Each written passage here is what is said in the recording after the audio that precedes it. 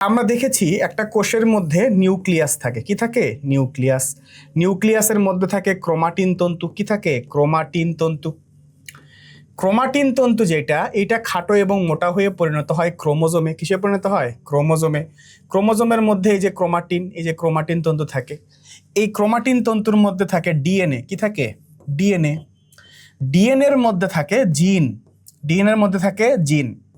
এখন কথা হলো জিন কাকে বলে? জিনের সংজ্ঞা যদি আমি বলতে চাই তাহলে বলতে হয় এভাবে যে সাপোজ এইটা একটা ডিএনএ।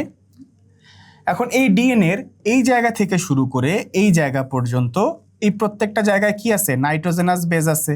যেমন অ্যাডেনিন আছে, থায়ামিন আছে, সাইটোসিন আছে, গুয়ানিন আছে।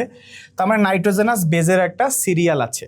এখন এই নাইট্রোজেনাস বেজের সিরিয়ালটার মানে এর গুরুত্ব কি, এর কাজ কি, এটা যদি বুঝতে চাও তাহলে আগে বুঝতে হবে কোডন সম্বন্ধে। কি সম্বন্ধে? কোডন। কোডন বা জেনেটিক কোড বলতে আসলে কি বোঝায়? কোডন বলতে বোঝায় তিনটা নাইট্রোজেনাস বেজ পাশাপাশি থাকলে, যেমন ধরলাম অ্যাডেনিন আছে, থায়ামিন আছে, সাইটোসিন আছে। তো এই তিনটা নাইট্রোজেনাস বেজ পাশাপাশি থাকলে ও কোনো না কোনো অ্যামাইনো অ্যাসিডকে নির্দেশ করে। কোনো না কোনো অ্যামাইনো অ্যাসিডকে নির্দেশ করে। এই জিনিসটা কি? যদি তোমাদের মনে থাকে, প্রোটিন তৈরি হয় রাইবোজোমে। রাইবোজোমে প্রোটিন তৈরির জন্য প্রয়োজন হয় একটা তথ্যের, যে তথ্যটা নিয়ে আসে মেসেঞ্জার আরএনএ। এর আগে আমরা পড়েছি। ওই মেসেঞ্জার আরএনএর মধ্যে এরকম করে কোড লেখা থাকে, এ ইউ জি, এরকম করে কোড লেখা থাকে। এই তিনটা নাইট্রোজেনাস বেসকে একটা কোডন বলে। এই একটা কোডন দ্বারা একটা অ্যামাইনো অ্যাসিড নির্দেশিত হয়। কি হয়? একটা অ্যামাইনো অ্যাসিড নির্দেশিত হয়। AUG দ্বারা যে অ্যামাইনো অ্যাসিডটা নির্দেশিত হয় তার নাম হলো মেথিওনিন। কি নাম? মেথিওনিন। আচ্ছা, তাহলে ওই যে আমি বলেছিলাম একটা প্রোটিন হওয়ার জন্য অনেকগুলো অ্যামাইনো অ্যাসিড লাগে।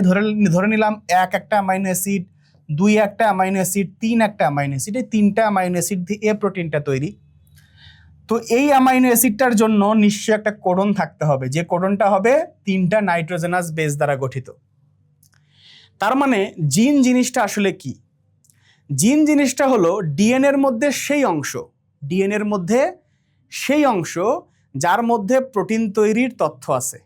কি বললাম?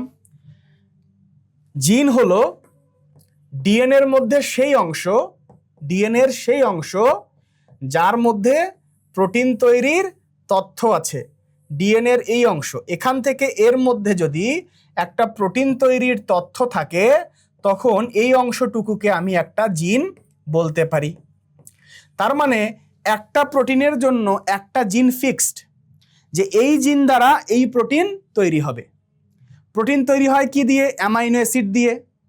আর ওই অ্যামাইনো অ্যাসিড কোনটার পর কোনটা বসবে এইটাই লেখা থাকে এই নাইট্রোজেনাস বেস দিয়ে।